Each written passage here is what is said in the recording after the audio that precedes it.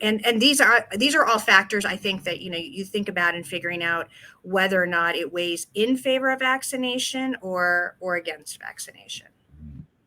Yeah, I hear what you're saying, Monica. It's a complex issue. And so mostly we're talking about the scope of, like, there's all vaccinations, but the COVID vaccine has been particularly controversial in North America.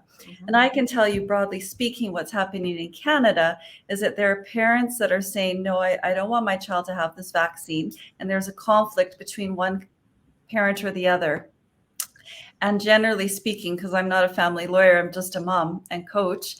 But what I've seen in the media and what I've seen happening in Canada, is that judges are saying, well, they're just going with whatever the government says. And they are saying they're making orders that children are to be vaccinated with the COVID-19 vaccine.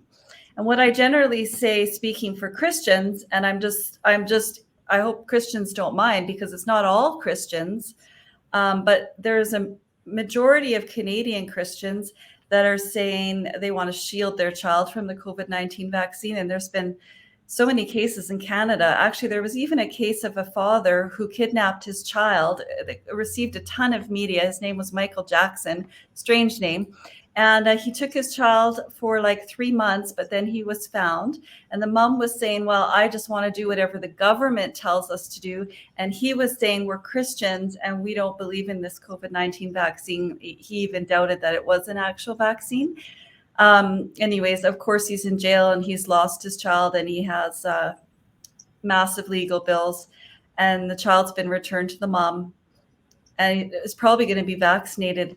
But this child was 7 years old. So I invite you to speak to that kind of thing when Christians are saying, because I think they're an important part of the conversation, generally speaking. They're just saying, no, we don't agree with the COVID vaccine and we don't think this is a vaccine. Then judges are saying, well, just do whatever the government says. And thirdly, the girl who was kidnapped, and there's been a couple of cases like this, high profile cases. She was like 7 years